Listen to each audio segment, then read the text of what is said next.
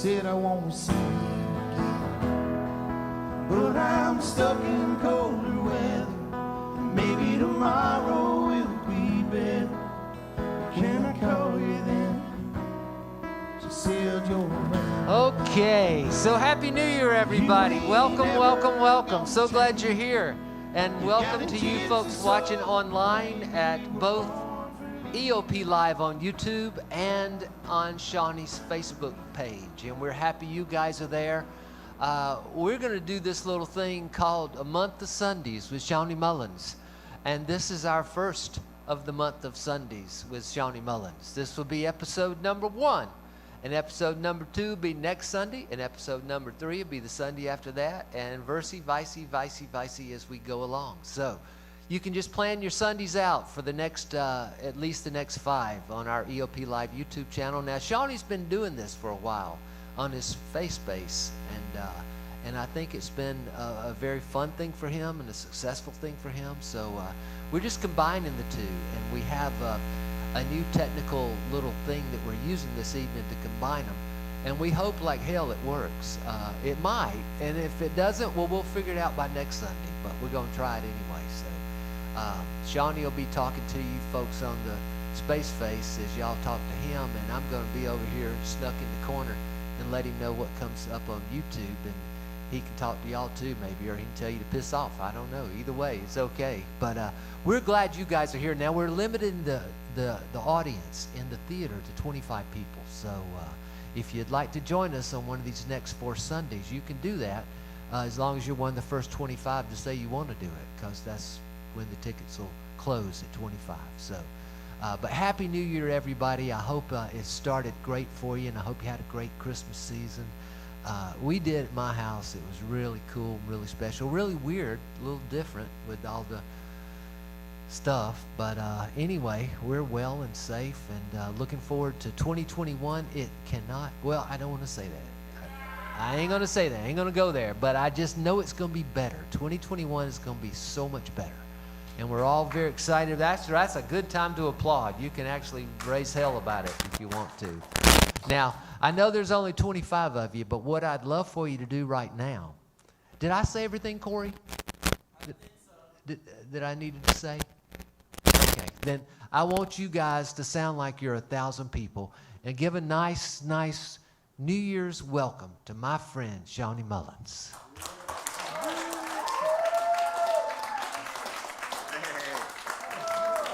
Thanks, guys. How you doing? Oh, man, what a cool thing to have actually play for some people live tonight as well. Let's see if I can get my phone rotated the right way for this. It's great to see all you guys. Good to see you, Shawn. Yeah, thank you for coming. And thanks to everyone out there for tuning in. This has been a strange year, and I'm glad to have a new year. How about you guys? I'm ready, man. I am ready. All right, I'm plugging this thing in, Shalom.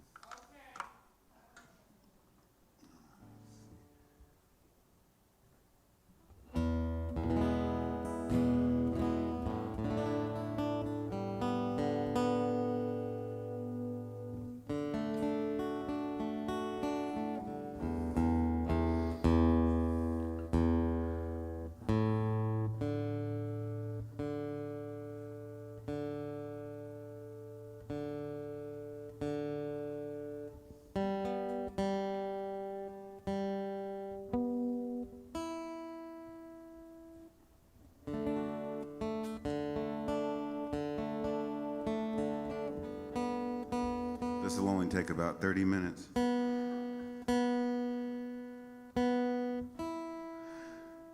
right. There we go. That's pretty close.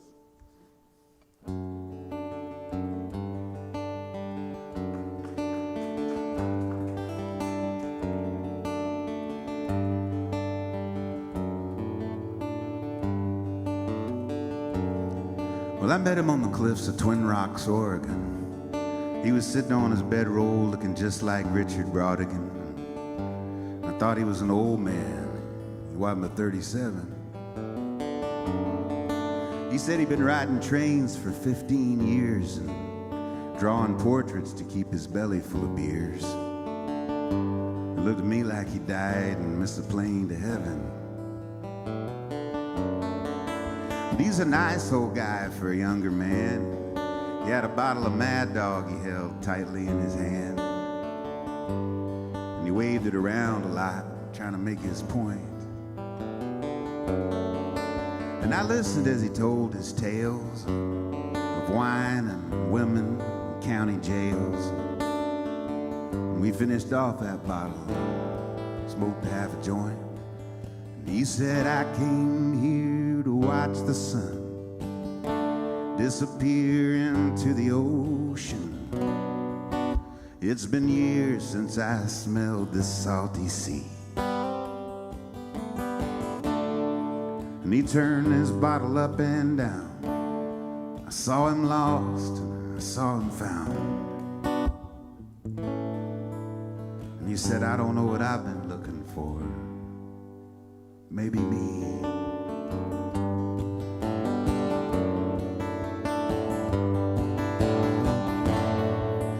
Well, I told him I too had been traveling around, just living out of my van from town to town to town, playing for tips and whatever records I could move.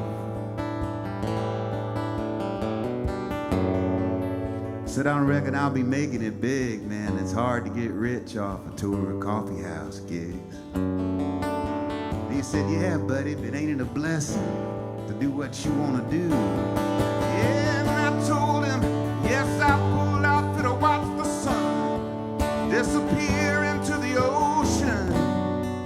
It's been years since I smelled the salty sea.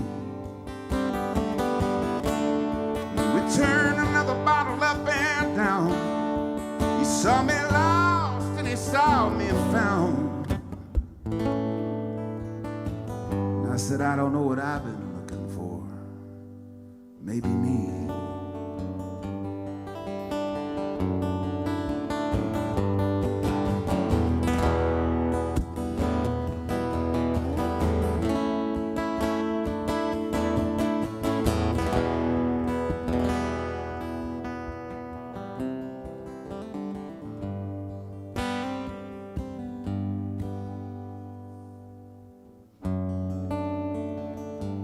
I said, it's getting kind of late.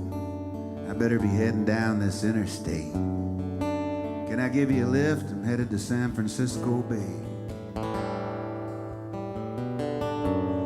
He said, nope, I think I'm gonna sit right here and rest. Maybe wait on the Tokyo, Montana Express. I might just lay here and dream my life away.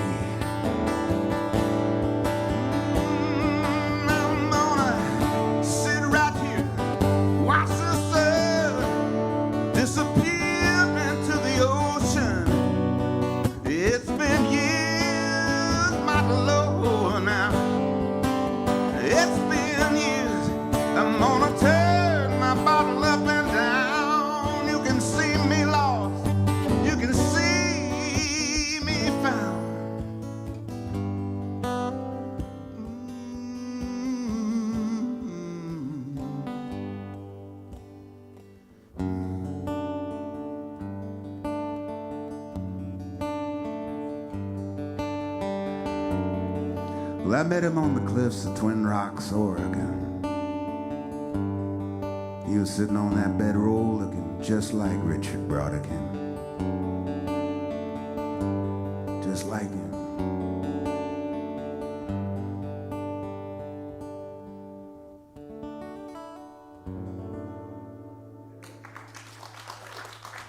Thanks, you guys. Thank you. Thanks so much. I appreciate you. All right, well, is it sounding okay? It always sounds good at the Red Clay Foundry. Everybody getting it online okay? The live stream's working okay? The thing is that I think some people there's like two streams coming off of you. So the people that are tuning into your phone are not getting the same audio. So that's kind of a weird thing. That is weird. I wonder if I should Now, will they be able to tune into it if I turn off my phone? Can I really trust that, Shalom? Corey's saying yes. All right. So those of you who are watching just on my phone, I'm about to push the word finish down here at the live. Now, that doesn't mean it's stopping. I hope. Right? But if we get comments, I don't know what to do. But this is a guinea pig. You know, we're guinea pigging it here. All right. So this is the way you're going to get the wonderful sound of the red clay foundry here, guys. And I think I confused things with my little lo-fi phone thing here. So hang in there with me. And there went the rest of my fans. All right, look at that. I can hear everybody laughing. That's cool. Especially at home.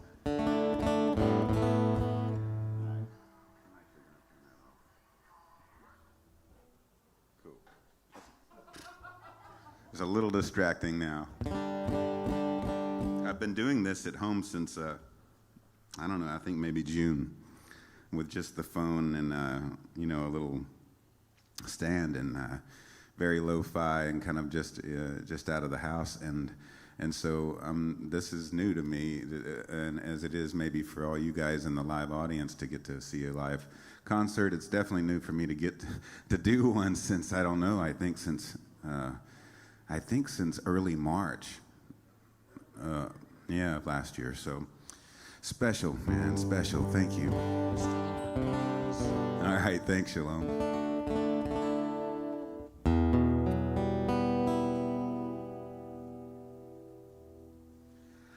I just want to light you up like a fire. I just want to turn you on and take you high. Everybody's got a flat screen. Everybody's gotta be seen. Everybody wanna be famous. Ain't nobody gonna blame us. Everybody wants the real deal. Everybody wants to cop a good feel. Everybody want more money. Everybody wants a taste of your honey. I just want to light you up like a fire. I just want to turn you on and take you high. Everybody wants to pick your guitar. Everybody wanna ride in that fast car. Everybody wants a puff of your pipe dream. Everybody wanna lick of your ice cream. Yeah, the preacher wanna tell you about a little right. Mama and your daddy got you uptight. Your lover gonna go and pick another fight. I just wanna keep you up all night. I just want to light you up, baby, like a fire. I just want to turn you on and take you higher.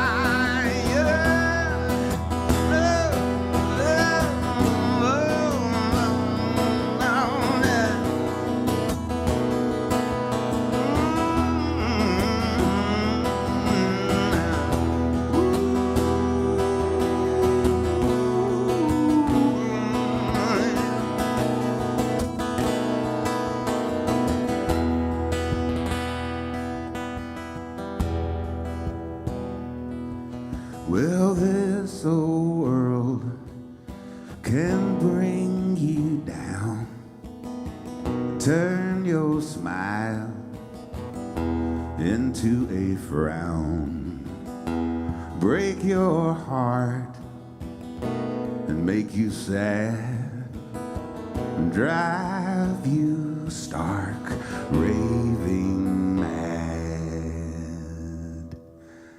But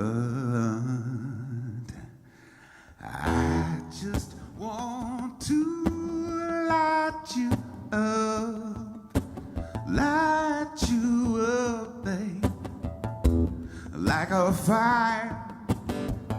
I just want to turn you on, turn you on, and take you higher. I just want to light you up like a fire. I just want to turn you on and take you high.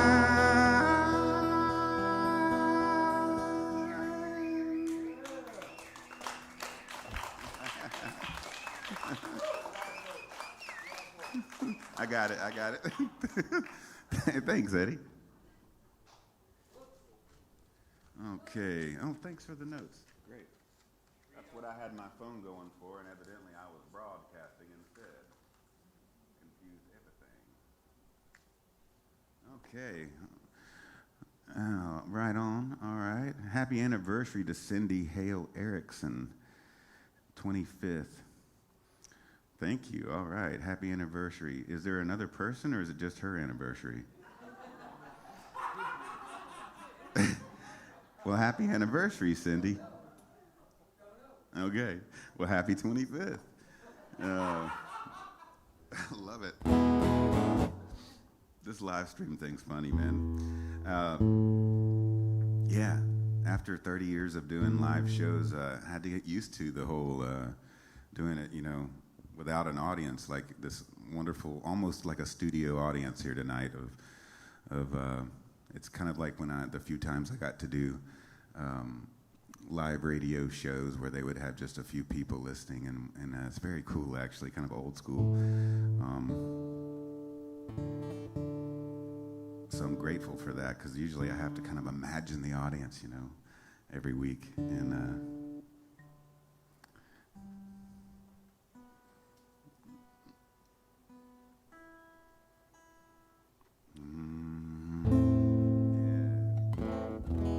here's the one that I wrote with my lovely wife, Amy.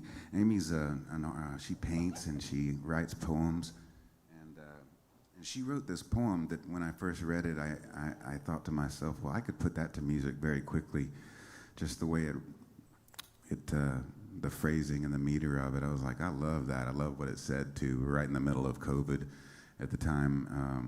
No mention of a vaccine yet. And everybody was in a state of panic and worry, including me, and so she wrote this poem, and I grabbed the guitar, and this fell out. So thanks to my love, Amy, for writing this wonderful lyric, and it's called "Old Man Worry."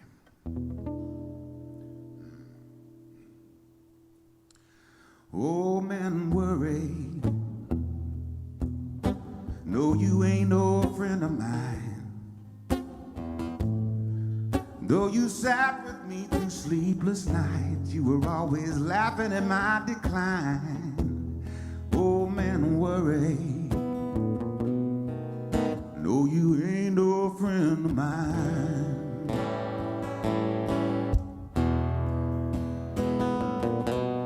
Old man worry, you wear a clever dark disguise. Filled my life with hopelessness, telling me all those wicked lies. Oh man, worry, you wear a clever dark disguise. But I'm not gonna worry, I'm not gonna worry. Oh man, worry no more. Said I'm not gonna worry, I'm not gonna worry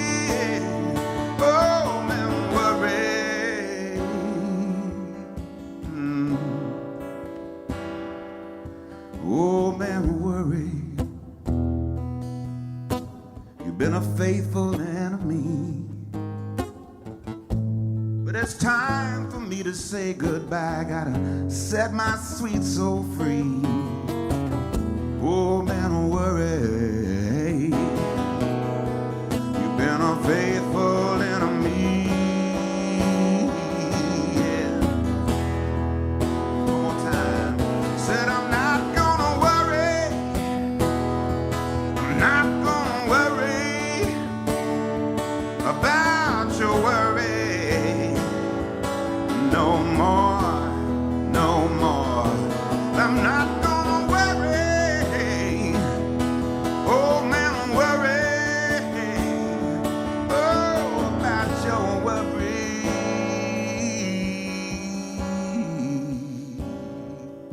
Said I'm not gonna worry no more.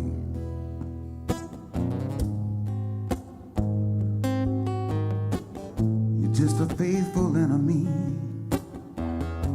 You wear a clever dark disguise. You fill my life with hopelessness, telling me all those wicked lies.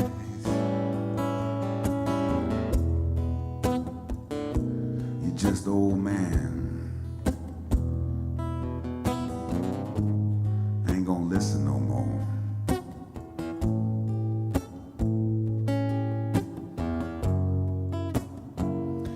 So old man worry.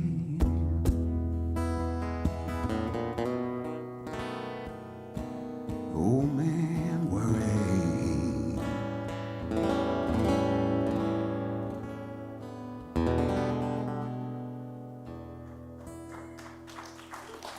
All right, thank you. Thanks a lot. Her husband's name is Shawn.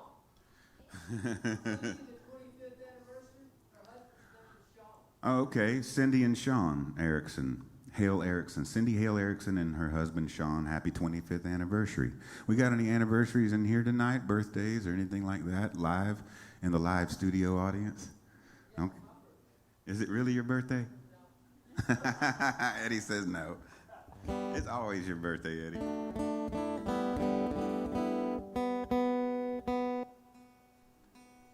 I'll do one of the first tunes I wrote, actually. Take you way back here.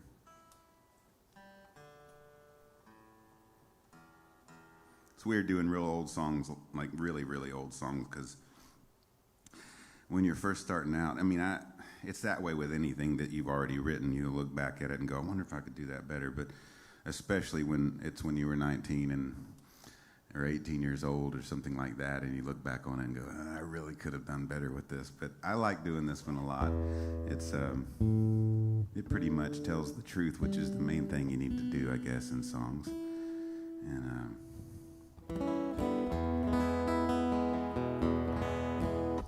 that's something that I picked up that idea anyway. I guess I always knew that, but I picked up the idea of you got to tell the truth when you write songs from Daryl Scott, one of the greatest songwriters out there. And we were sitting on a boat one time, and I told him that I was just starting to do some co-writing a lot in Nashville, and I wasn't really enjoying it very much.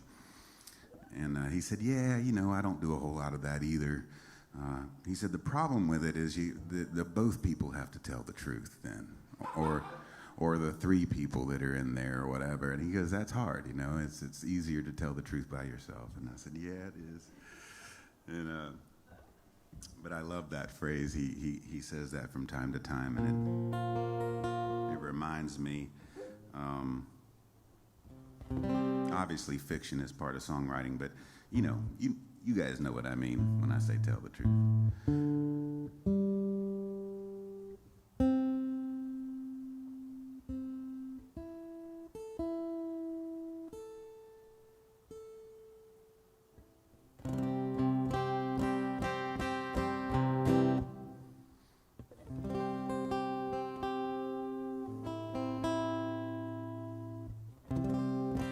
So this one's called Joshua.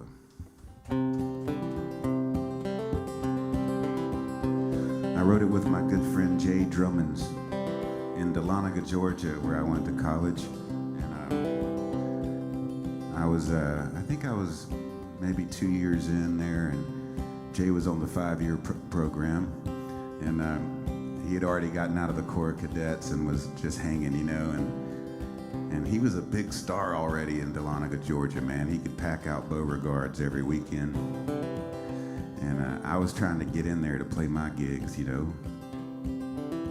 The first thing I did was I got a cover band. We were playing all the kind of college hits of the time, like, you know, the Smithereens and the Connells and early U2 and early REM. And we were called Sam I Am. And we really did well, actually. That was the first inkling I got that I could make money with music was with the cover band Sam I Am, playing at Bo's on the weekends.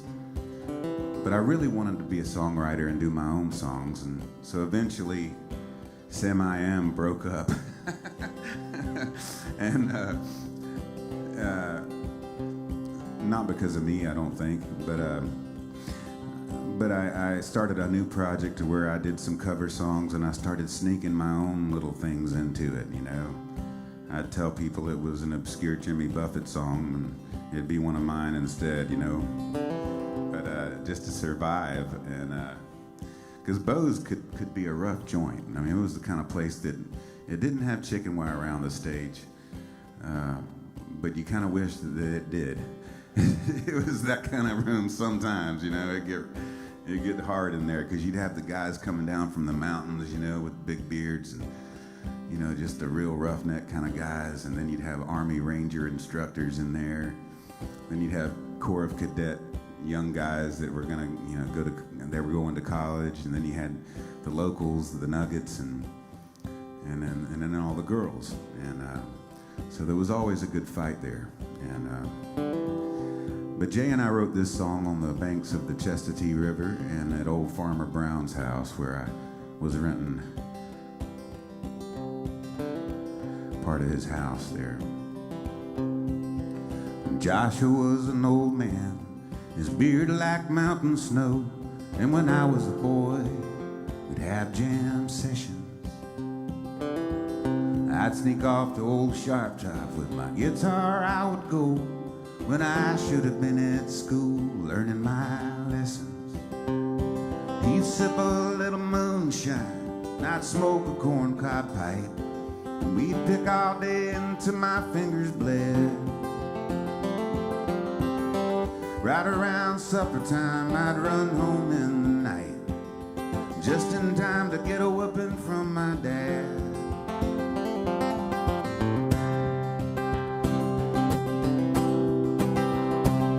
My friend Josh would tell me, he said, son, picking won't pay the rent. So I set out to prove him wrong in time. And I don't guess I can recall all the hours that I spent just beating on this old flat top of mine. And me and my friend Joshua, Lord, we must have played them all. And I got where I could put the old man to shame. So I thought. I don't guess it ever seemed to bother him at all. Yeah, Josh still loved to pick him just the same. Yeah. Whoa, way back when he was 65 and I was 10, and I will never be as free again.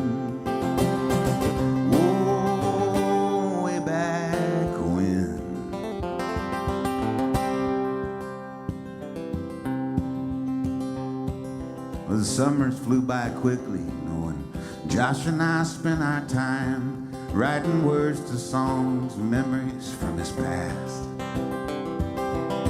And he'd tell me about the way it was, and I'd try to find the perfect rhyme. And I still can't believe how we wrote our songs so fast. And I never knew an old man could be so full of life. The love we had was so hard to explain. I remember how the tears fell when he spoke of his late wife, and I'd give him my 6-string to ease his pain.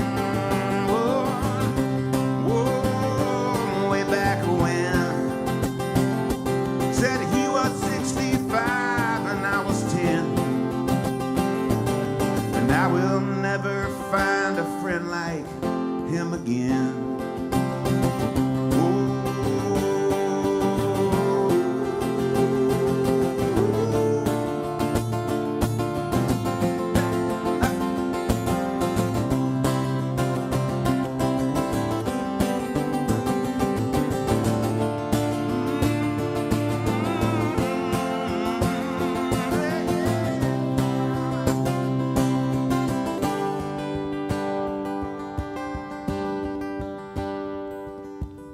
Then in late November, I knocked on his cabin door. I knocked and knocked, but Josh never came. And I still remember how he laid there on the floor. And I went home crying in the rain. The North Georgia rain.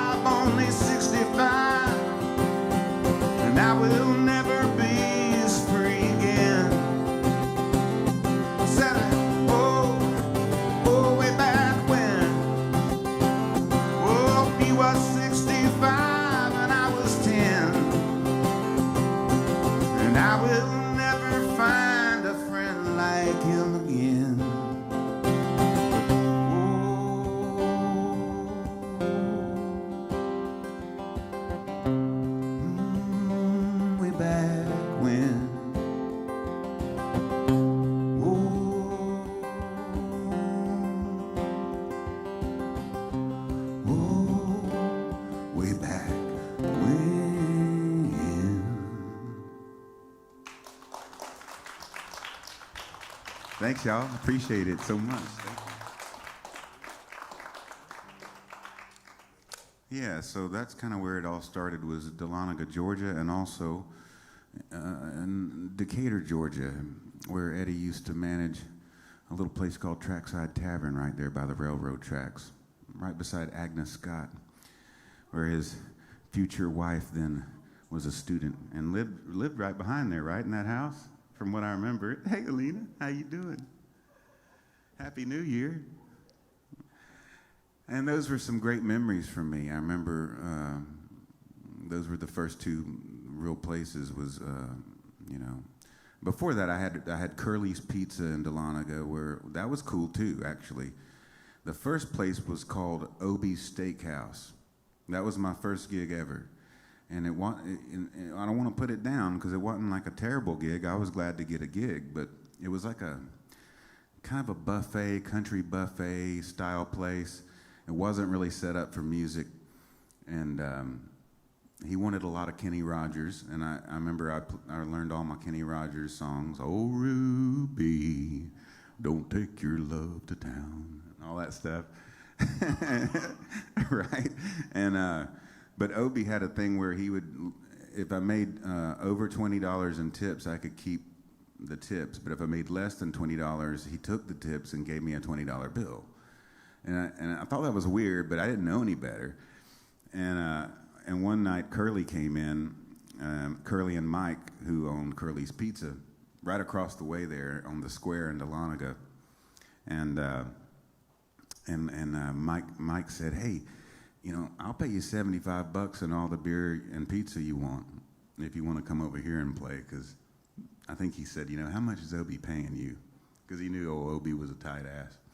And so then Curly's Pizza. And then I worked my way up to Beauregards, or Beau's as everyone knows it, or knew it. And yeah, so that's how it all started in Dahlonega. But down here, closer to Atlanta, it was Trackside Tavern. And then when Eddie opened up Eddie's Attic, what was it, summer of 92 or 3? I thought so, summer of 92. I remember helping you and Uncle Mark, and I painted the inside of that place, I remember. And that was that was like, wow, here we go. It was on then. We had this wonderful venue all of a sudden where it was about the music, and we had many good years. And that's kind of where I come out of, and I'm very grateful to have such a music background of great venues, especially the early days of Eddie's Attic, and now here at the Red Clay Music Foundry in Duluth, Georgia, which has a wonderful little square as well. And so those of you listening at home that aren't here and aren't familiar with that stuff, because we have some people tuning in from places like Switzerland and Australia and Brazil and Mexico, and so it's always nice to give them a little bit of that history and let them know what it's all about.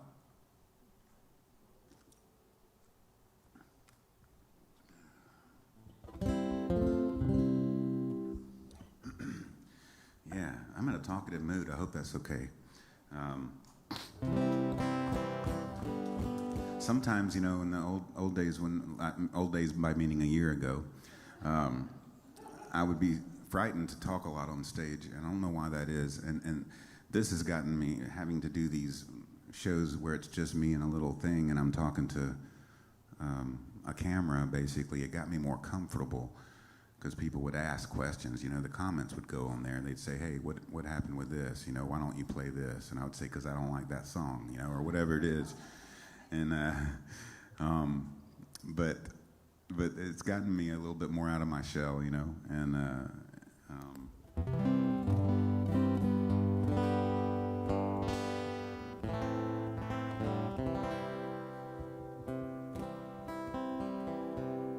wrote this one with my good buddy Chuck Cannon, and also Christina Aldendifer. She's the one that actually started this song with one of her poems. She brought it into a writing session we all had booked together, and it was a really cool poem, and we were going to kind of take parts of it and build a song out of it, and so anyway, that's what we did, and it's called The Great Unknown. Well, it's Friday night, now I'm back again with my old guitar and my trusty grin, and I best you don't come in here sign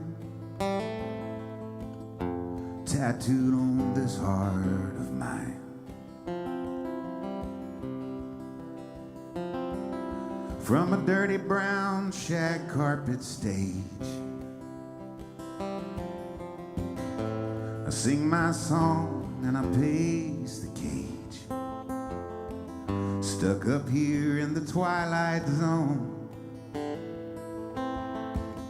staring out into the great unknown.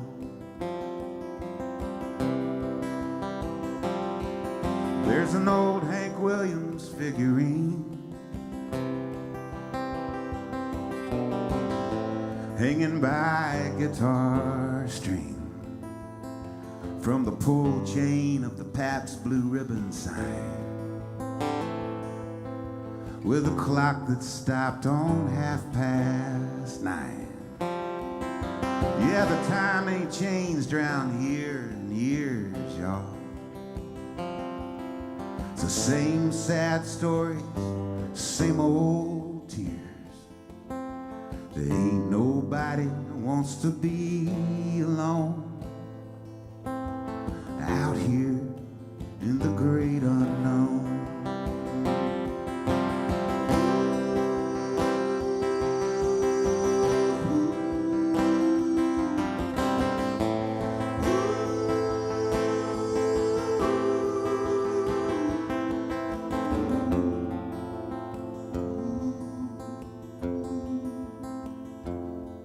Well, you can find a stool there at the bar.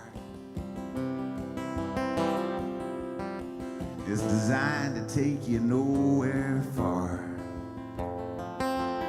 They got a mirror back behind the whiskey shelves, where we don't dare look back at ourselves. And just past the men's room down the hall, barely hanging there on a plaster wall, a faded sticker on the old payphone, says, welcome to the great unknown.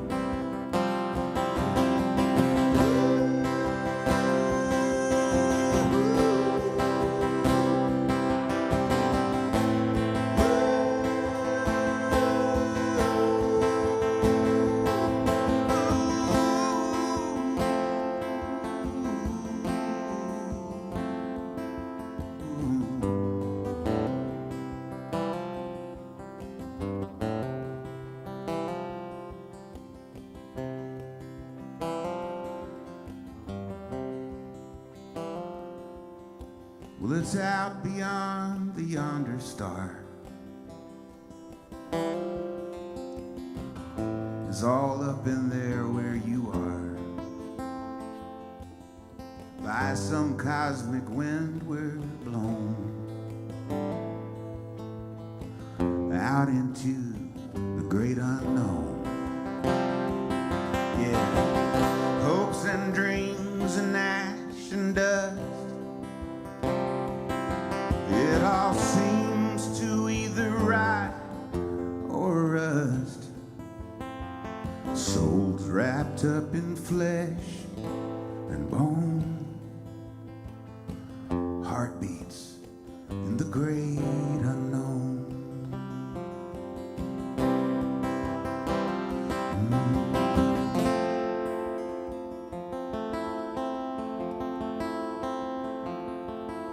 Well, it's Friday night, and I'm back again.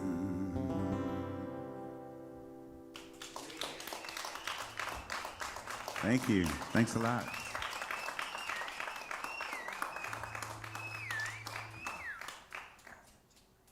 Oh, cool. Thank you, Joseph. And thank you, Lee. Appreciate you from the UK there. Very cool. Across the pond. And John Nunnally, I bet. Thank you guys so much for your tips. I appreciate you. Yeah, I've been working on tips, just for tips for a while now. So it's kind of weird to talk, it's weird, to go, can you give me some tips, or put out a tip jar, after you do it for 30 years, you hope to move past that, but you kind of have to do it, if you don't do it, people won't tend to do it, tip so much, and so, hey, tip if you can. Those of you who've been so kind to come tonight live, you paid a nice big cover charge. Thank you very much for that, buying your tickets. I very much appreciate it. But there is an online tip jar. It says PayPal/Rodiodi, blah blah blah, and that's my PayPal thing. So if you see that if you're watching at home or wherever, and you want to throw a little in there, that'd be awesome.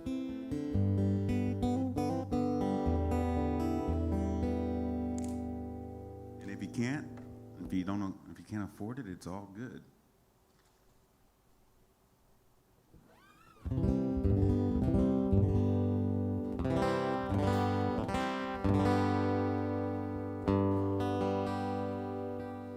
Well, Frank don't mind the rain. He kind of digs the sound of Portland in November, and sometimes gets you down when you're standing in a doorway trying to keep out of the cold. No one's looking your way. You got no bills to fold. Well, Frank, he don't like begging, but he could use a buck or two. And get a bed down at the mission, maybe sleep a whole night through, and dream about Maria, a girl that he once knew.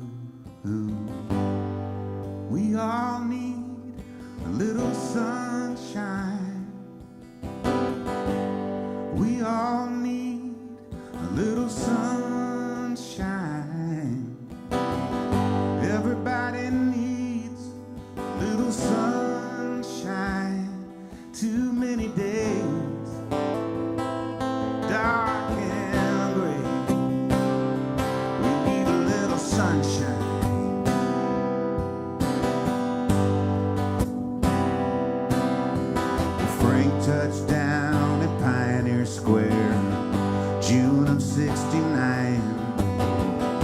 thumbed here up the West Coast to get the war off of his mind. That's where he met Maria, and she made him feel so fine, singing, we all need a little sunshine. She was singing, we all need a little sunshine. All right, everybody needs a little sunshine. Love was free, so was she. Singing in the sunshine, sweet sunshine.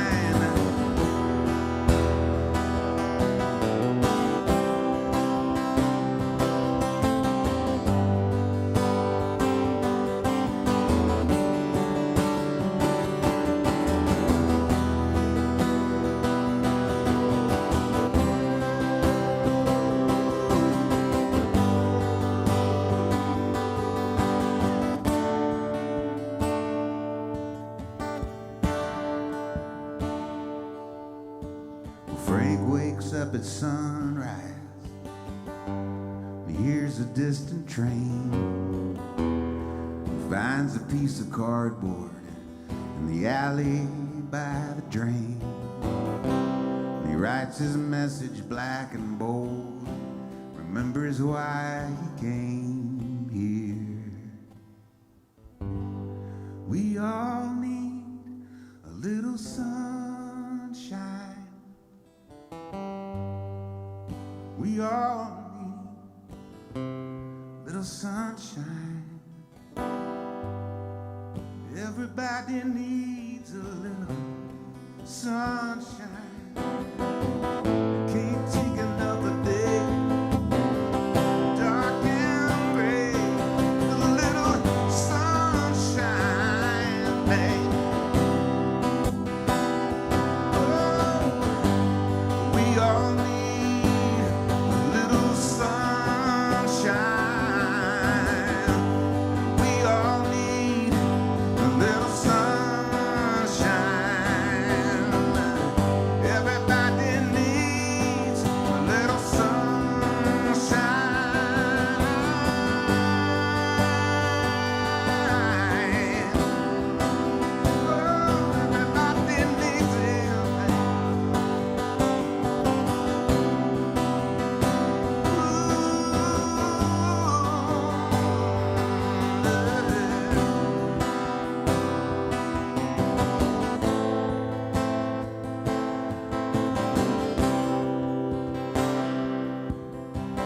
Frank don't mind the rain.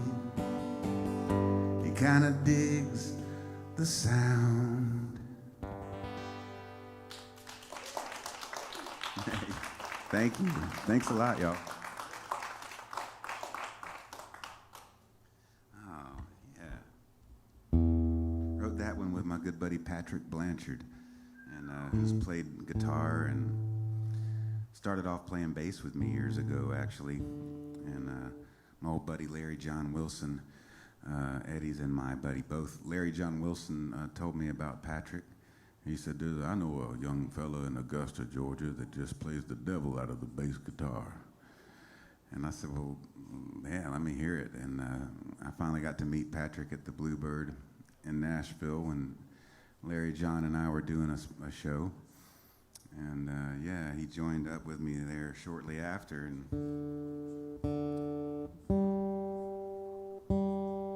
look forward to getting the guys back together to do some band shows, hopefully when all this stuff settles down.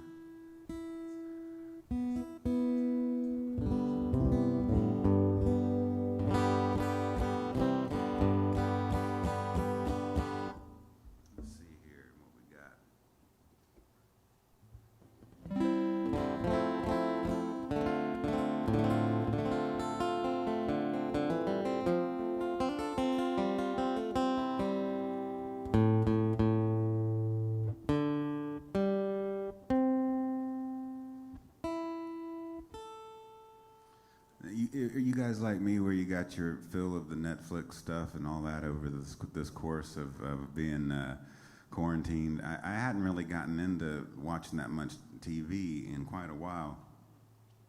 But now I'm in it, you know. We're in it big time. We're on Longmire now. I like Longmire.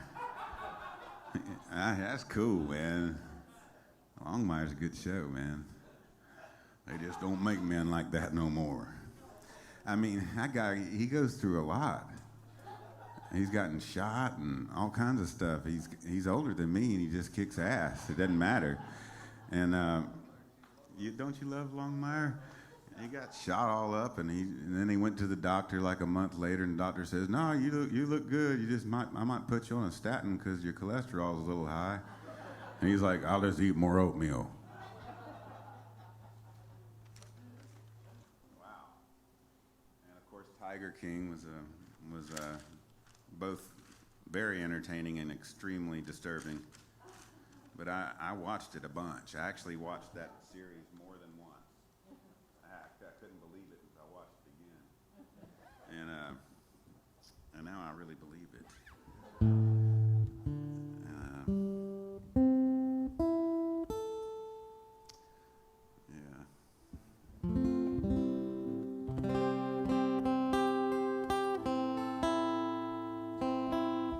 All right, Richmond, Virginia is watching. John, thank you, John Brown. That was my grandfather's name. John Thomas Brown was my grandfather. Richmond, Virginia. Thank you very much for your tip. And Deidre Winey, I believe.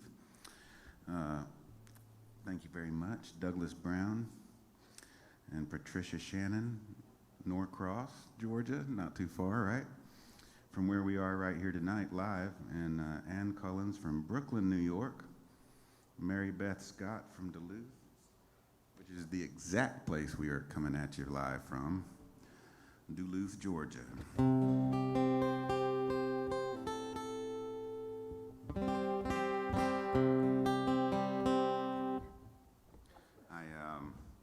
I love this venue. It really is truly one of my favorite venues on the planet. So I'm so glad and thankful. Yeah. I'm thankful for the live audience and also thankful to get to broadcast to my regular Sunday Shawn show that I do usually just in a little room in our house, and so it is, hopefully I bet the sound's coming through real nice. Says the sound man. He says it is. Oh, okay, all right. I thought you were just being funny.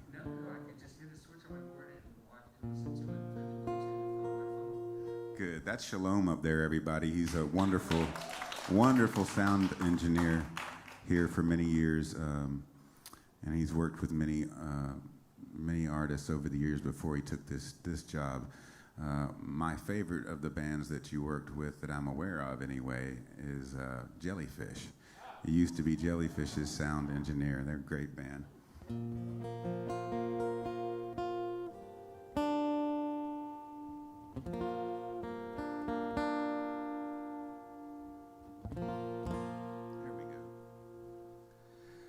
This is a weird tune because it's a true story, and but I haven't been in contact with the person that the song's really.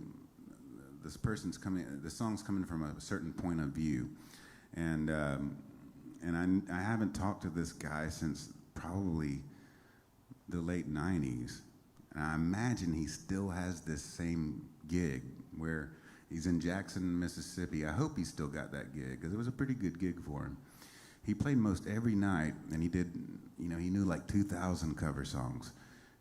Whatever you would throw at him, he knew it, And he didn't even need a fake book or anything. He just knew it all.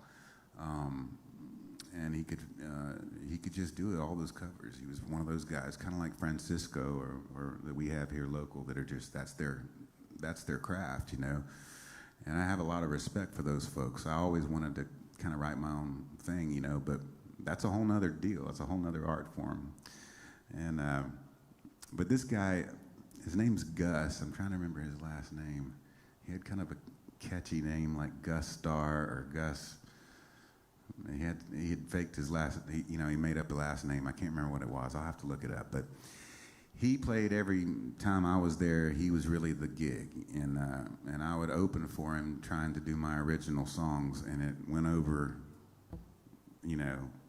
like a fart in an elevator, basically. I mean, like my thing did not work at this place. I would here I am, like, listen to what I've got to say, and play some Fog Hat, people were really mad, and so I always had like a 30-minute, 40-minute slot or whatever, but, and then I would hang around and listen to Gus do his thing, and it was actually really good. He was really good at what he did.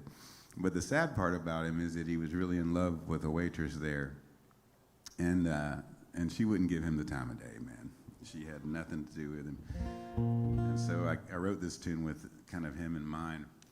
And I always would say, man, you ought to let her know, because one time I know I did. Said we were sitting at a booth late at night, and I said, you ought to ask her out, man. And he goes, well, she's married to the guy that owns the place, man. And that guy carried a gun. So I said, yeah, you probably shouldn't let her know. Well, it's 3 a.m. and the snakes have moved in.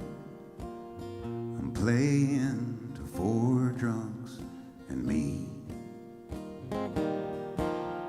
But the beer is cold and the memory's old. The lights are so bright I can't see.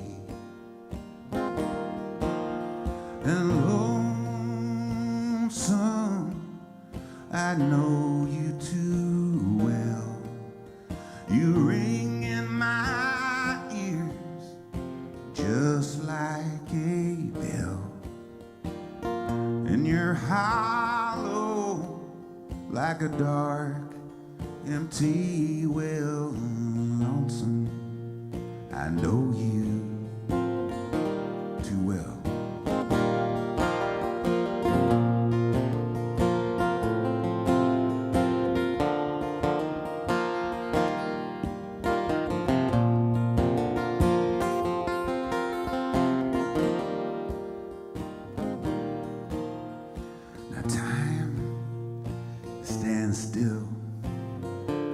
Sometimes time spins like a wheel whenever I see her around. Oh, but she doesn't know, and I'll never show. There's too many eyes in this town.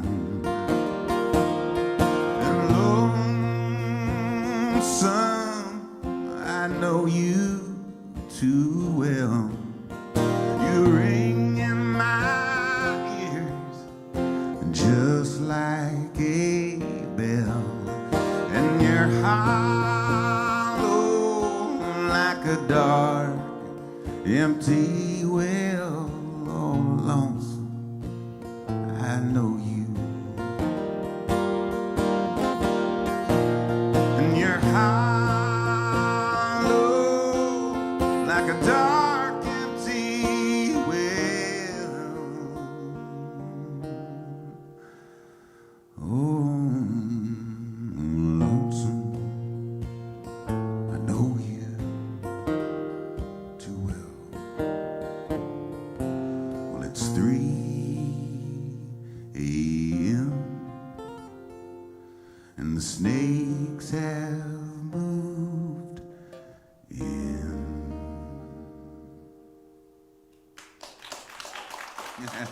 Thank you. Yeah, that's for Gus.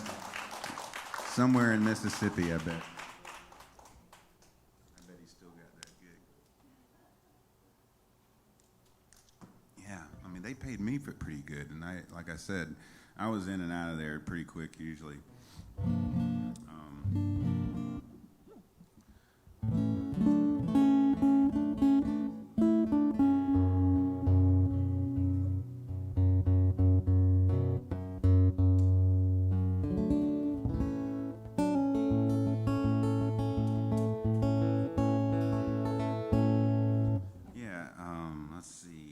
you know what I need to do is thank my weekly sponsor that you guys should all know about anyway. There's a really cool concert series based in Kennesaw, Georgia that you can catch it on YouTube. It's called Live at the Print Shop. And if you don't know about that already, check it out. My friend Adam Blank runs it, and he's had all kinds of local artists as well as national acts. I mentioned Daryl Scott earlier. He's had Daryl on. He's had Collective Soul, Angie Aparo, Levi Lowry, a bunch of us. I think Levi's done it. And I think Michelle Malone. I know Driving and Crying's done the show, which is a really good one. And check it out. Not only check it out on YouTube, but subscribe if you can, because if you like it, and I think you will. It's a great sounding concert series. There's a great interview in the middle of it, usually, and you won't be disappointed. So check that out, and I want to thank them again for sponsoring the Shawn Show that I do live stream every week. Thank you, thank you.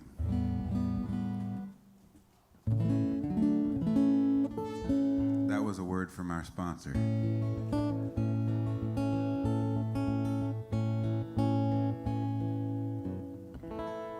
My stupid heart is what I blame when the arrow flies with perfect aim and it don't work out like I thought it would. My stupid heart still thinks it could.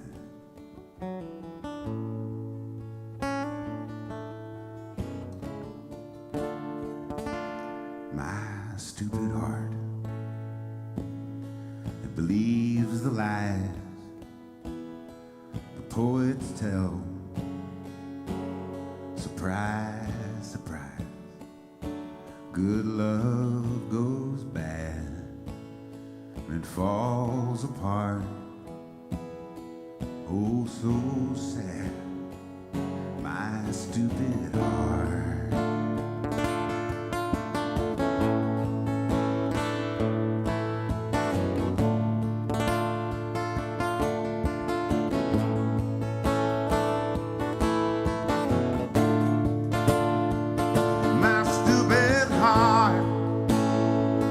Can be so cruel the way it plays me for a fool. It never learns. You think I know. My stupid heart is kind of slow.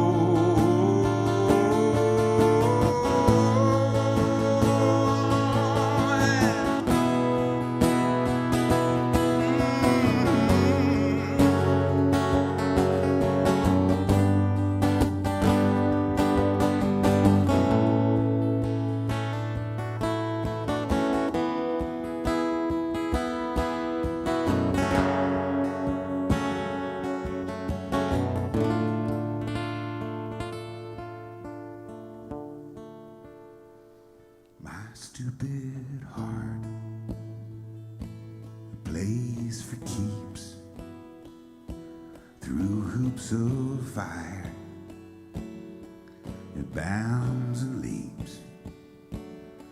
It's all for love right from the start. That's how it is, my stupid heart.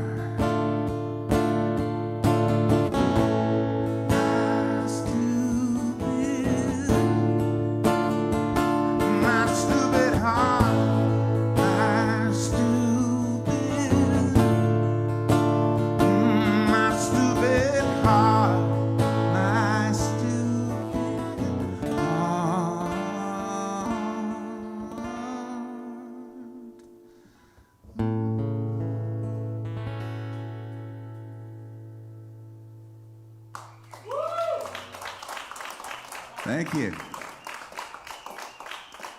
Thank you, folks.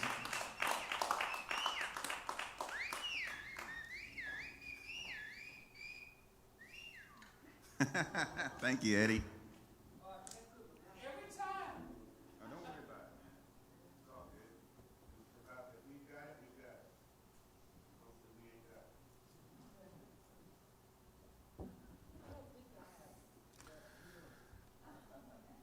Oh, yeah, well, I would love for Chuck to join me. Maybe we can at some point. I know Chuck's in Nashville, where he lives.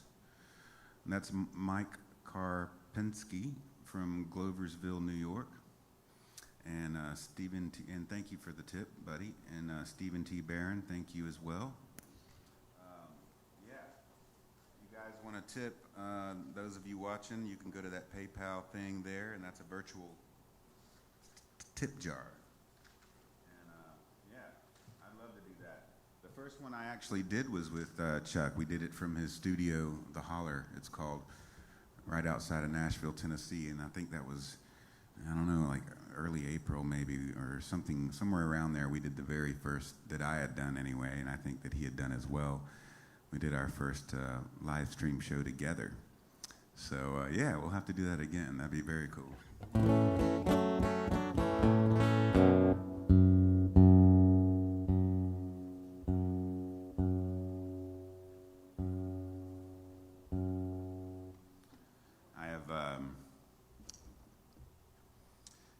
I cannot wait, though, to get back and get to where I can play in front of live audiences again. And also, I may just keep this thing going that I do, unless I can't do it. I'd love to do that still. I think it's really fun. It's a good opportunity when I'm not playing to make music and put it out there for folks, and I enjoy it a lot. And I want you guys to, if you can, give yourselves a hand that came to the live show tonight. And I'm going to help out with that. It's greatly appreciated. And like I said, it's the first one I've done since March of last year, so it's huge for me. And I appreciate you so much. It's really nice.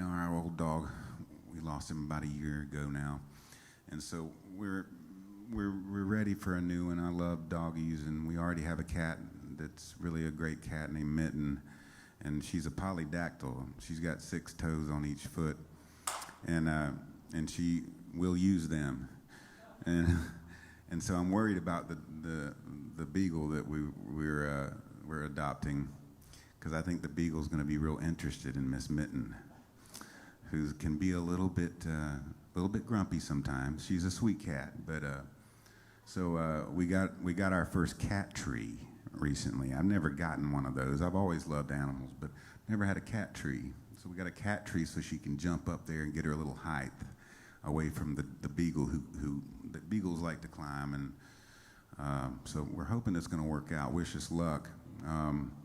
We're going to pick up our new doggy next week sometime.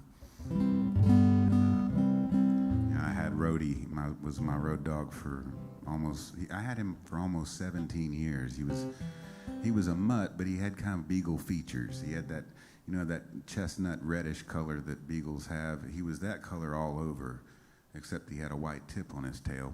And his ears were floppy, but not quite as long as a beagle. And I loved that dog, man. And we toured all over the country living in a van together. And he was just my best bud, for so many years. And he's kind of the mark. Unfortunately, he's like the mark they all have to hit now, I probably need to not have that mark, but it's hard not to when you get a good one, first of all, They live so long when it's so nice. The mutts live so much longer, I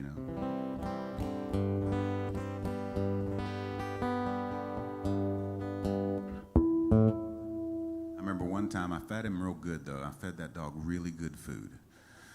So I made sure I fed him good, even when I didn't have much money and we were on the road. But one time we were out of good food, and I remember we went to Wally World, and I got a big bag of Old Roy. That didn't work out good. Like, it did not work out good, y'all. It hit him real bad. It hit him wrong. And so, yeah, we were in like St. Louis or something when it all fell apart. And I'll never do that again. I think important good food, you know. It's like feeding your dog crystals, you know, or something like that.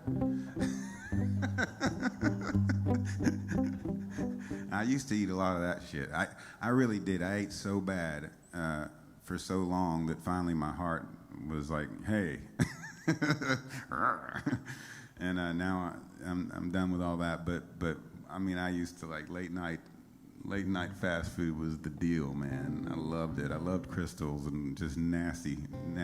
Y'all don't have that up north. Y'all got White Castle, but the southern version of that in America is crystals with a K. And they take a long time. You sit in the drive-thru for a very long time, so you think you're going to get it fresh, and it's never fresh.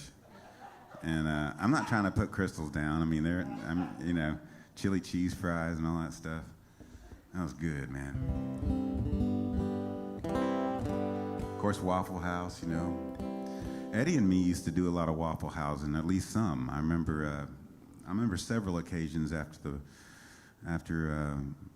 you know, Eddie's attic would close down, we'd all hit the Waffle House. And I think there was one down there on DeKalb Industrial and Scott Boulevard. I think it's still there, actually.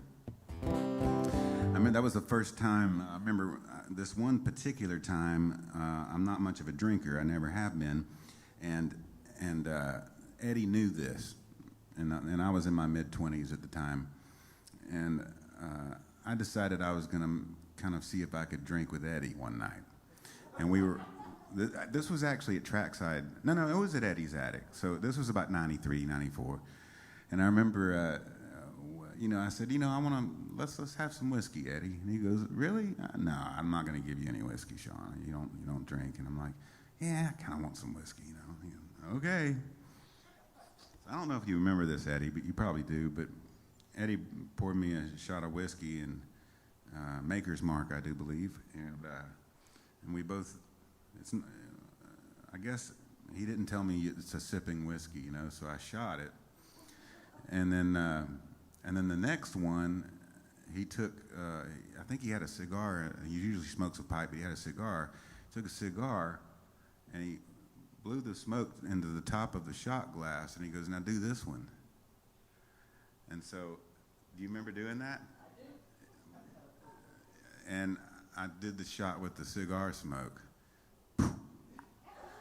And that broke me. That broke me like an old hound dog, man. I'm telling you, like I would never drink whiskey again, I don't think. I mean, you did it. No, man. You knew that it could be detrimental in this line of work. So many of us get caught up in one thing or the other that's addictive, and that would have been a real bad one for me. So I appreciate you, man, because I got an addictive personality. I just stuck to the crystals and the Waffle House and a few other things, but I'm glad I didn't get hooked on the whiskey, because I'd have gone through a big bottle, you know, after every show probably.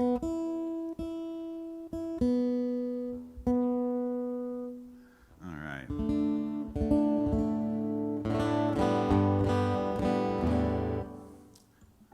Oh, let's see here. I've got a Patreon thing I do. If you guys have heard of Patreon. It's kind of a fan club I've got online that you can pay a little every month and get a bunch of different stuff, you know, photos and videos and recordings that people don't have.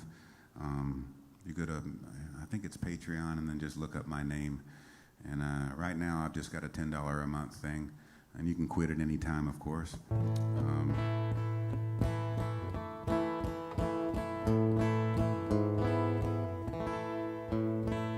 I've lost count of the times I've given up on you, but you make such a beautiful wreck, you do. Yeah, there's a tavern on the corner called the Milky Way. And you look so at home there, it makes me afraid.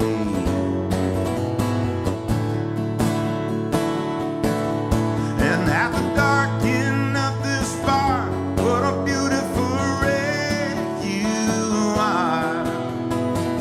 When you go too far, beautiful wreck you are.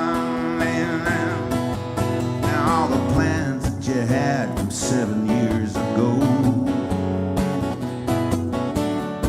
like all the promises you made, I watched them come and go. You put your keys in the car, but it would not drive. With your hands on the wheel, looking barely alive. Yeah, yeah. Hey, I'm still sitting here waiting on the passenger side. You to make up your mind. For you to make up your mind. At the dark end of this bar, what a beautiful wreck you are. When you go too far, beautiful wreck you are. What a beautiful, such a beautiful, beautiful wreck you are. What a beautiful, such a beautiful wreck. All right.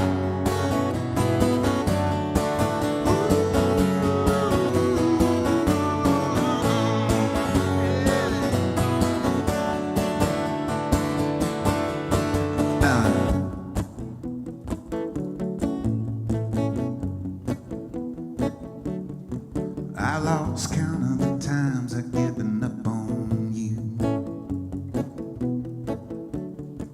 but you make such a beautiful wreck, you do.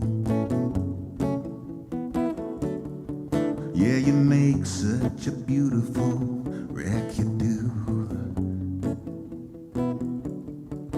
You make such a beautiful wreck, you do. At the dark end of this bar, what a beautiful wreck you are. When you go too far, beautiful wreck you are. What a beautiful, such a beautiful, beautiful wreck you are. What a beautiful, such a beautiful, beautiful wreck.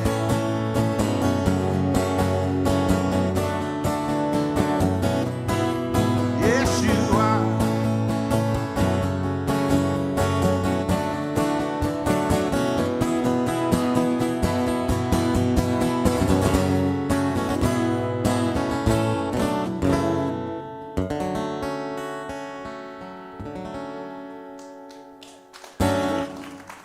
All right.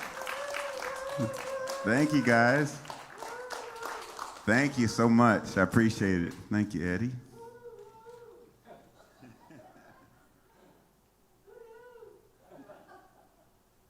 All right. Thank you, guys. Let's see. Billy P. What is that last name? Well, I'll just say Billy. Thank you, Billy from Decatur. Yes, you have interesting penmanship, Eddie.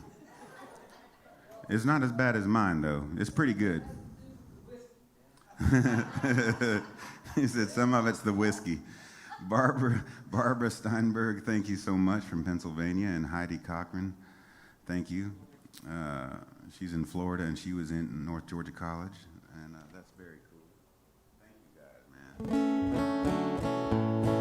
man. Yeah, the tipping thing, you can do that online there with the, says PayPal/Rhodey, which is named after my old road dog, Rhodey. If you want to tip, that's how you do it. Thank you.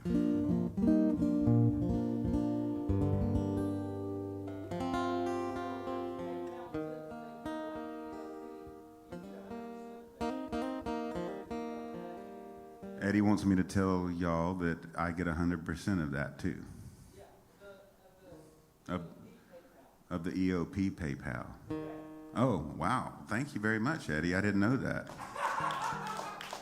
I thought I was playing for free. Thank you.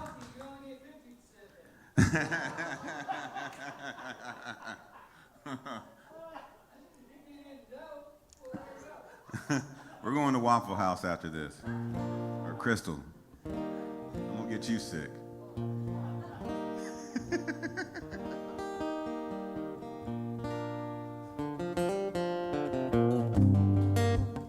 Sharing with us what he knows.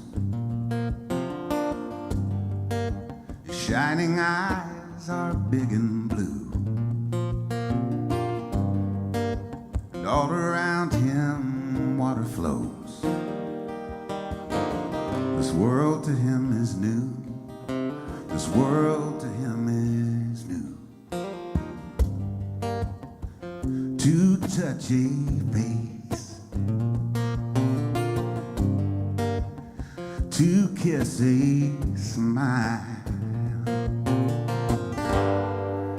Well, new eyes see no race. The essence of a child, the essence. He's born to shimmer, he's born to shine, and he's born to radiate. He's born to live, he's born to love. Let's don't teach him how to hate.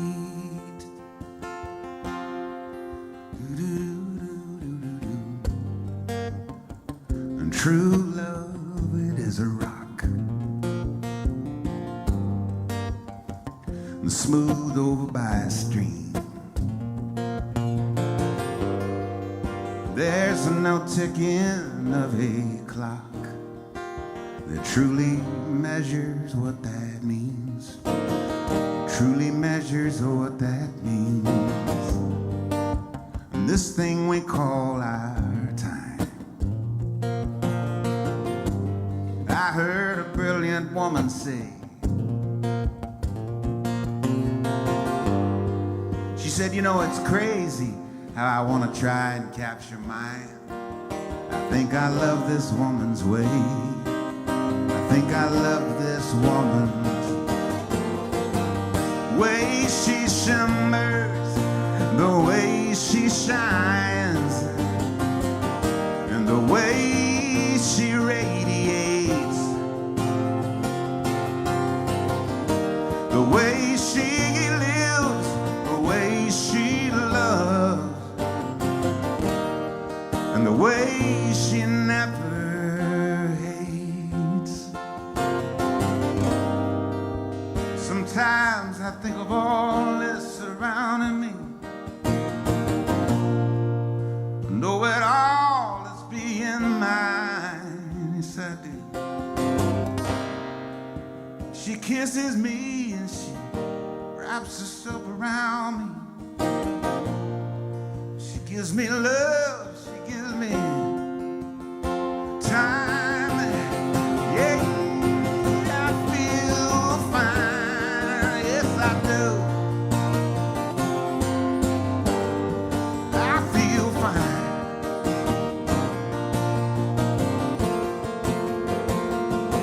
Ooh, ooh,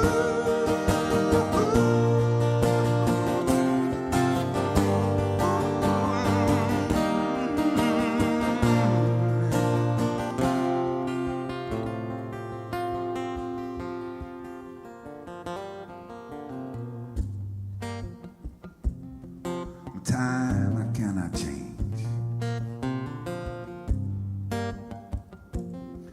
So here's to looking back, way back. You know, I drink a whole bottle of my pride.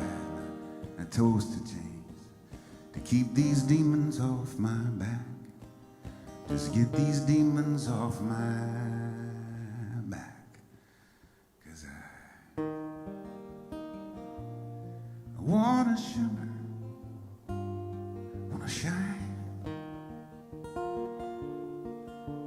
want to radiate. I want to live. I want to love. Yes, I do. I want to try, learn now not to hate, not to hate. We're born to shimmer. We're born to shine. And we're born to radiate. We're born to believe. Oh, we're born to love. Born to never hate.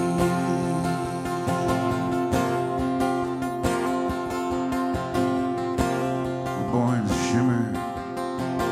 Born to shine. All right. Thank you so much. Thanks, y'all. Appreciate that. Let's see here. A few more. Thank you, Eddie. You know, none of those are staying on the stand, right? I gotta go pee-pee, so you're on your own for a minute. Okay. All right.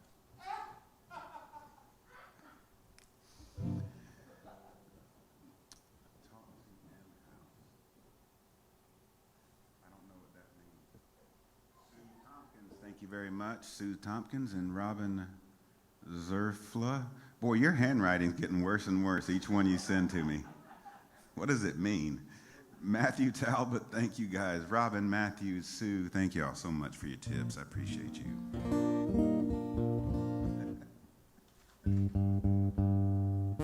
I used to love the Waffle House songs. I'd go in there back in the day and put quarters into the jukebox just to play those Waffle House songs.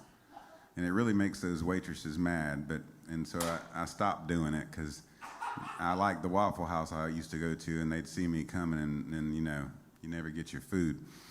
And but there was one in particular there was a bunch of them, and I think the guy that wrote it is named Bill Mueller, but he's a songwriter, but for the Waffle House songs he switches it out to Blue Miller. And then there used to be like 7 or 8 songs that you could, you know, there was like, you know, special lady pouring coffee at the Waffle House. You know, and it was like that, and I love that one, special lady, you know. She's amazing, calling all those orders out. It was just so bad. And they would just give me the dirtiest looks, like, God, play some AC/DC, will you? Please.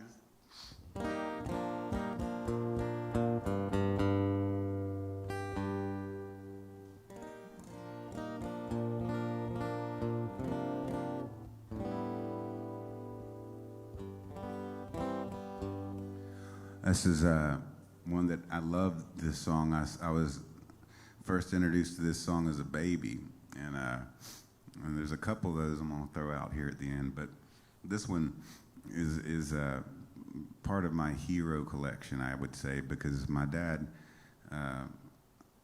he introduced me to a lot of weird stuff. But one of the things he introduced me to was great music, which was great.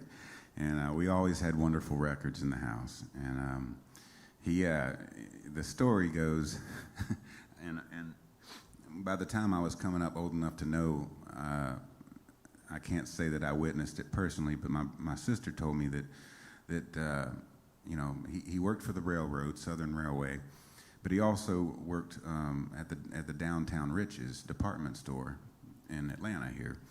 And he worked in the audio department, audio and visual, and they also would have records back then. And they would play, the promotional copies would come in from the record companies, and my dad would bring those home. And he would also bring stereo equipment home. And we had a reel-to-reel player, and we had a Macintosh system in the house, and all kinds of, like, we weren't wealthy at all. We lived down in Lakewood, and in a little bitty house, but we had this kick-ass stereo system. And so my first experience of recording was on this cool quarter-inch reel-to-reel that Sony made back in the late 60s. with a little external mic, and it sounded actually really good. I wish I still had it.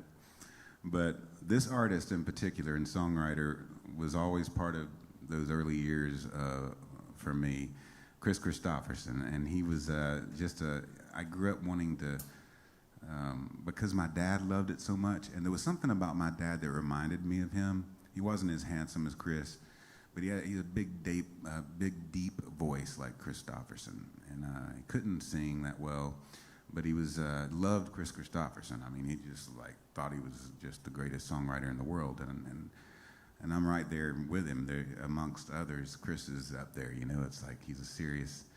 If there are masters of that craft, he's one of them. So I wanted to do this one for you. I love his stuff, and this is one that I put on my Soul's Core record. And I got to know Chris pretty well shortly thereafter because that record sold almost 2 million copies. And so no one had covered any of his tunes in a while that sold 2 million copies, right? So his daughter became somewhat of a, I don't call her a fan, but she liked my music and told her dad about it. And so we got to be kind of buddies, you know, for a little while. It was very cool. And he thanked me for recording this one, and I was glad to do it. I don't do it any justice like he did it, but it's my own version of it. And of course, Johnny Cash made this song famous, which helped Christopherson out quite a bit in his struggling years. Well, I woke up Sunday morning with no way to hold my head that didn't hurt.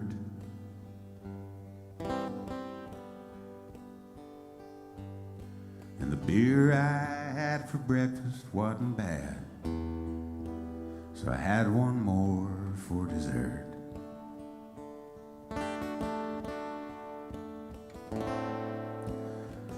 Then I fumbled through my closet for my clothes and found my cleanest dirty shirt.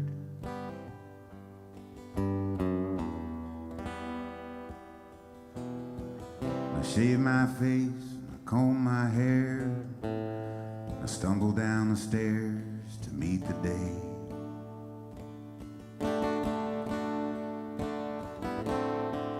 I'd smoked my brain the night before, cigarettes and songs that I'd been picking.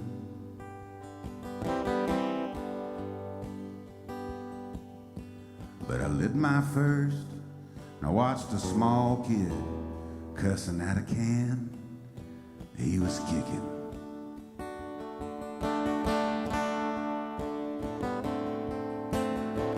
Then I crossed the empty street and I caught the Sunday smell of someone frying chicken.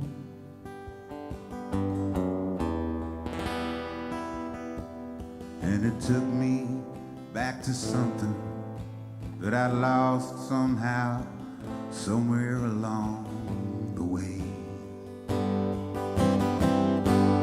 On the Sunday morning sidewalk,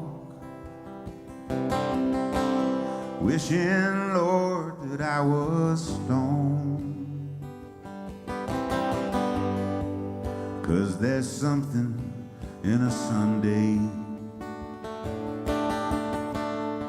makes a body feel alone. And there's nothing short of dying that's half as lonesome as the sound of the sleeping city sidewalk.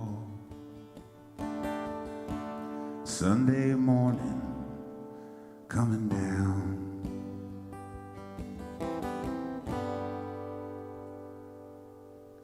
In the park I saw Daddy with a laughing little girl who he was swinging.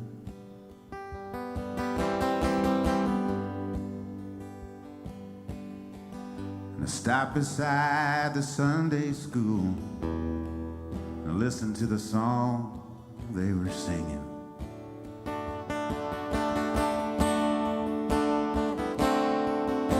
Then I headed back for home.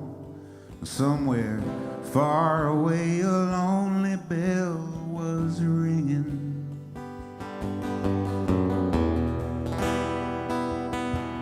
And it echoed through the canyon like the disappearing dreams of yesterday.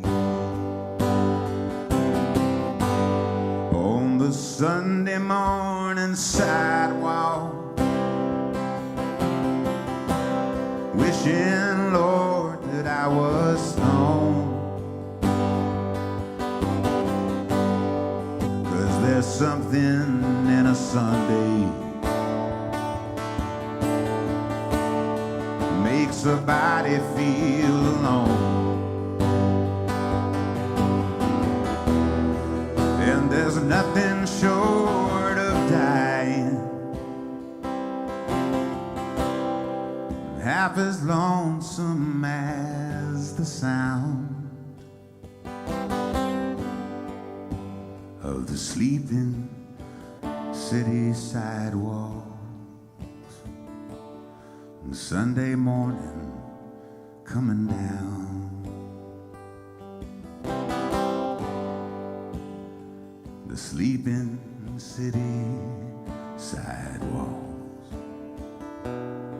Sunday morning coming down.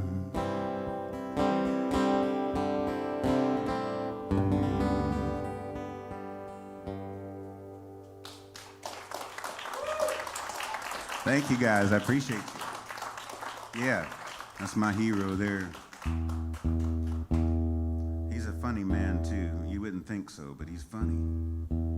Funny and a very truthful, like he's gonna tell you like it is sort of way, and you if you don't laugh, you just get your feelings hurt.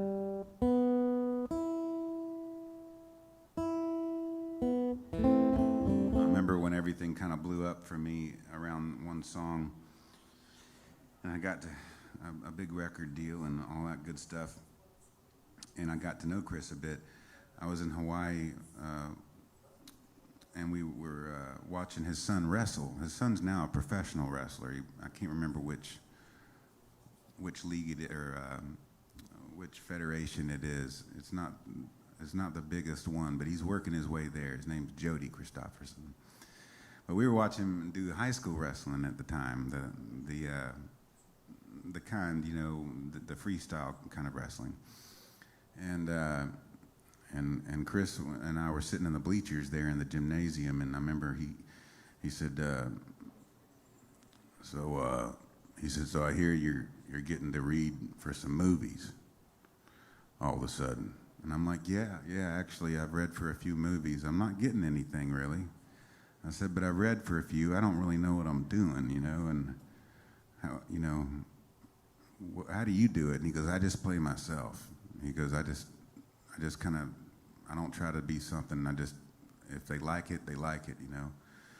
And I said, well, I read for this movie called Cold Mountain, and I really wanted it because I loved the book, and I wanted the part really bad, but the casting director called my agent and said that I was pretty good, but they were going to go with Jack White for the part, and also that I needed to take some lessons, some acting lessons, not really about acting so much, but about auditioning, so that I know what I'm doing, you know.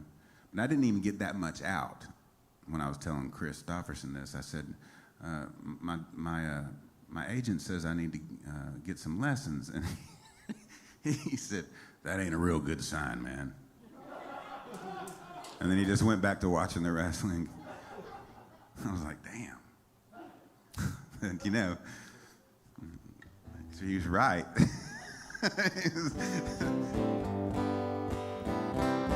It's not good if your heroes lie to you, you know. I can tell you. So here's another one that comes from way on back, way before me, but my mom used to sing this one to me when I was a baby too. And my favorite version of this is Odetta's version. It's really a cool version. If you don't know that artist, you probably do, but if you don't, check her out. It's really something. She passed away only a few years back. And the guy that plays keys with me a lot on the road, Radislav Lorkovich, was her main piano accompanist for many years. I think 4 or 5 of the last years of her life and career. And he toured around everywhere, all over the world with her.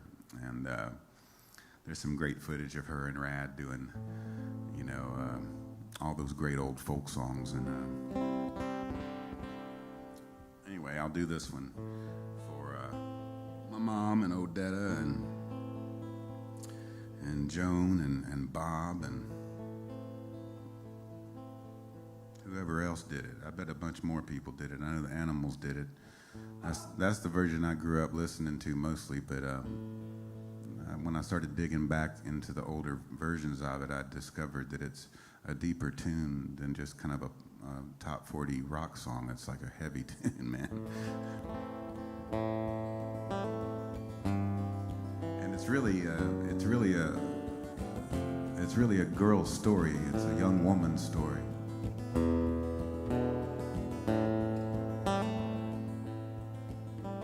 There is a house down in New Orleans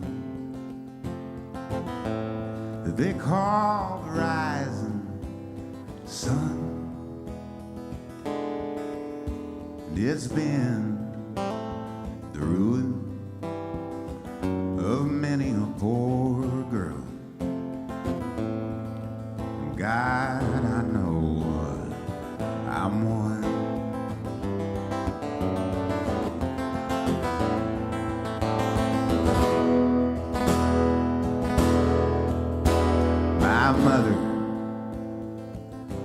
My mother was a tailor,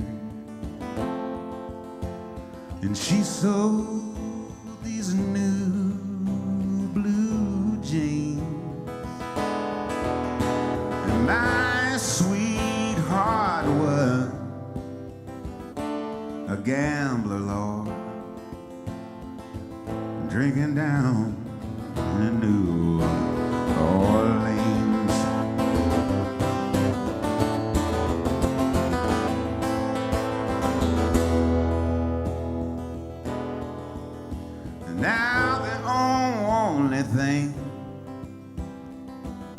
The only thing that a gambler needs is a suitcase and a trunk. And the only time he's satisfied is when he's only drunk.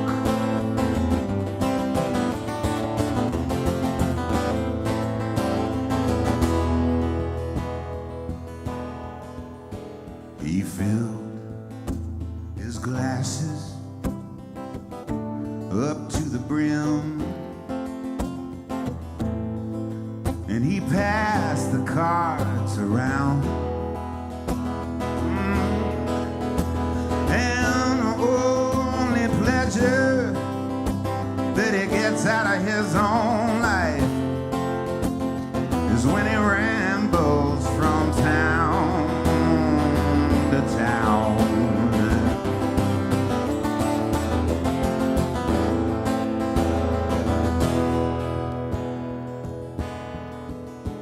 So go and tell my baby sister, and tell her not to do what I have done. Go and show that house down in New Orleans that they call the rising sun. Yes,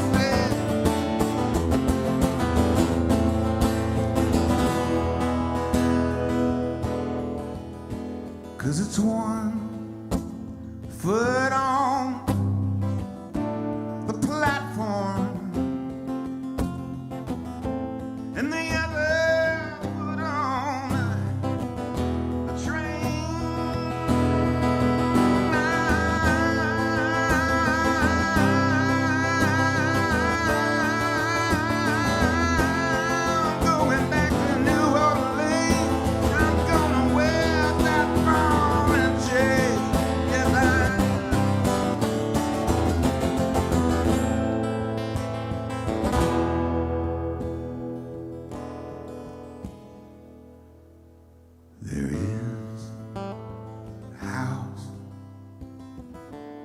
down in New Orleans. They call the rising sun. It's been the ruin of many a poor girl. God, I know I'm one.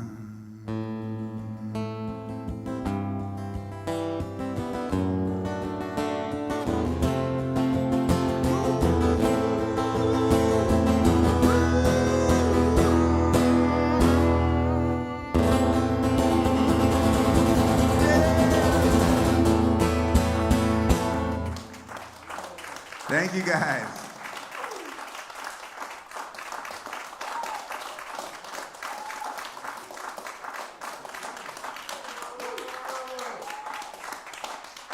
Oh, thank you so much. It's a pleasure, man. Oh, let's see.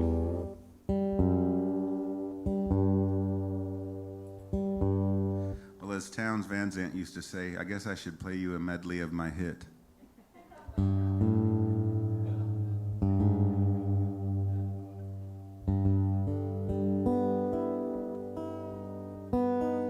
His was Poncho and Lefty.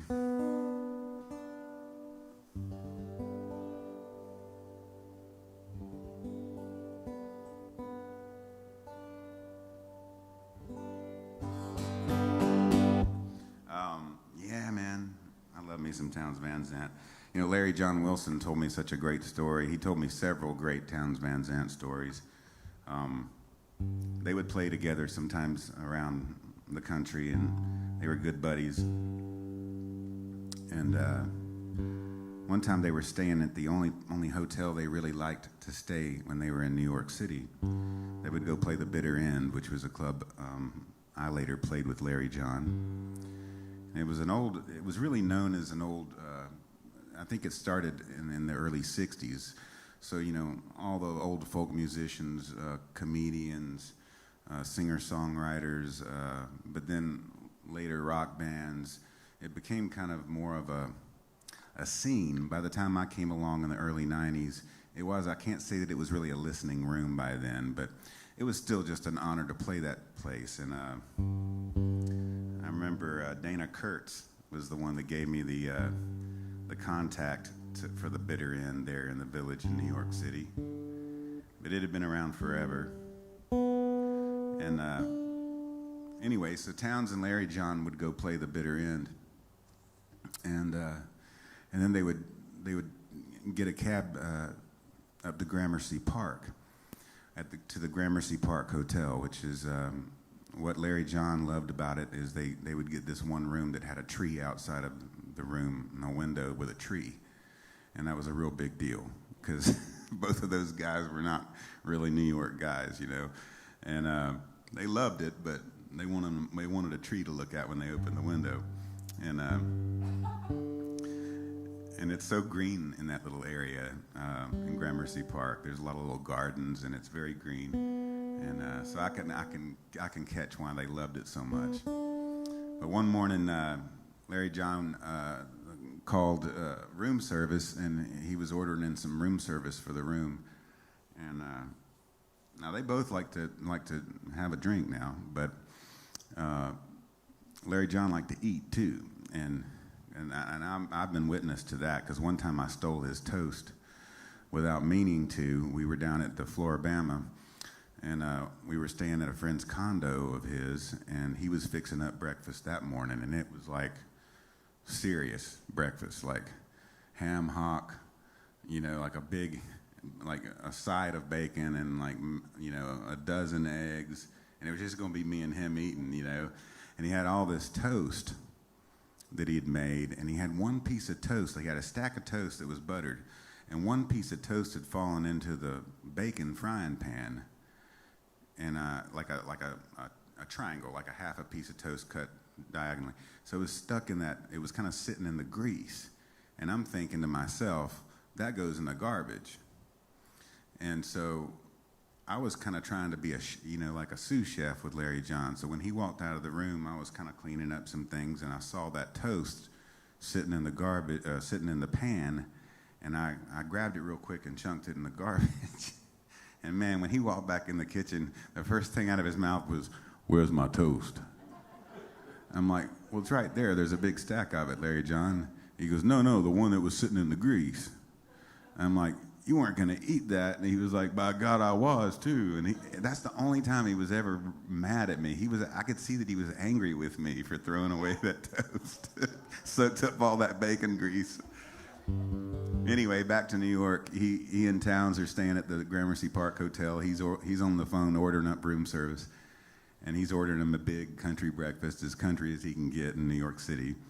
And he goes, "What do you want, Towns?" And Towns goes, "2 Bloody Marys." And he says, "I ain't ordering you 2 Bloody Marys for breakfast. You're going to have to eat something." And so Towns says, "All right, 2 Bloody Marys, extra celery."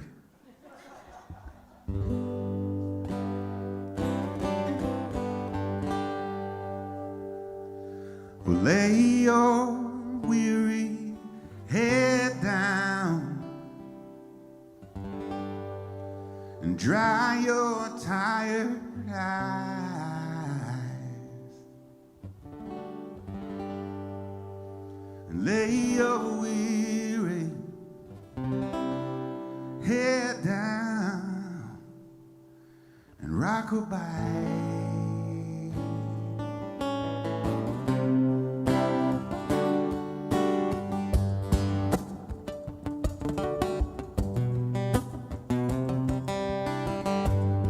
She grew up with the children of the stars in the Hollywood Hills and the Boulevard. Her parents threw big parties, everyone was there. They hung out with folks like Dennis Hopper and Bob Seger, Sonny and Cher.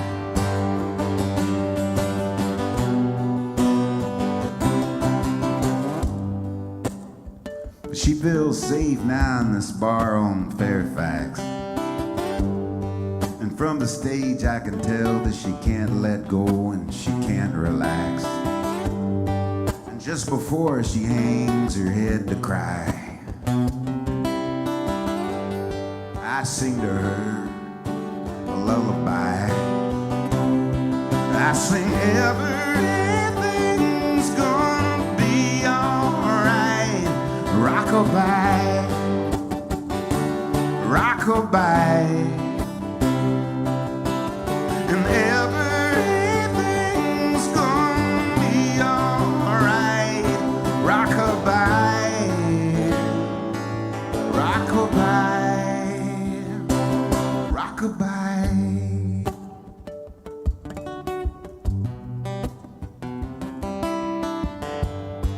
She still lives with her mom outside the city, down that street about a half a mile. And all her friends tell her that she's so pretty. She'd be a whole lot prettier, if she smiled once in a while. But even her smile, it looks just like a frown. She's seen her share of devils in this angel town. And everything's gonna be alright.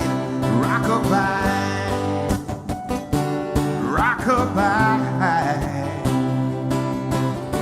Everything's gonna be alright. Don't you rock-a-bye, rock-a-bye.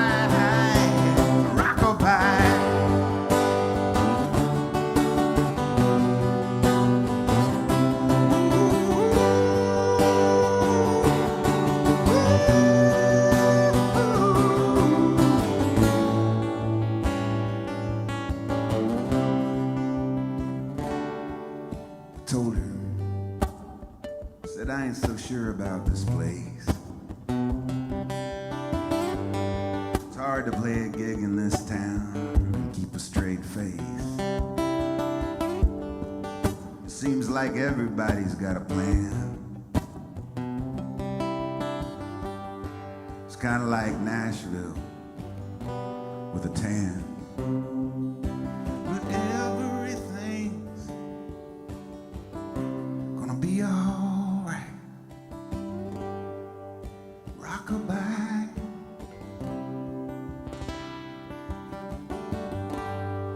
Everything's gonna be alright. Won't you rockabye? Rockabye. Everything's gonna be alright. Rockabye. Rockabye. And everything's gonna be alright.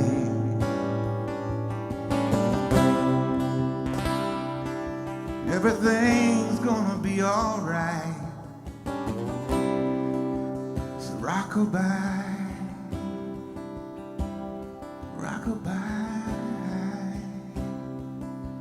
bye-bye. Thank you guys so much. What a pleasure it's been tonight. Yeah, thank you. I want to thank Eddie Owen. Eddie Owen Presents. I want to thank Shalom up there on sound. And Corey, thank you so much, buddy, for your help. And the staff and volunteers and the live audience. Thank you guys for showing up tonight and buying tickets. And everyone listening at home and watching at home, thank you so much. And we will be back here next Sunday doing it all again with a different set. So tune in next Sunday. If you like what you heard tonight, throw a little something in the tip jar. And y'all been so good to me. Thank you. See you next Sunday.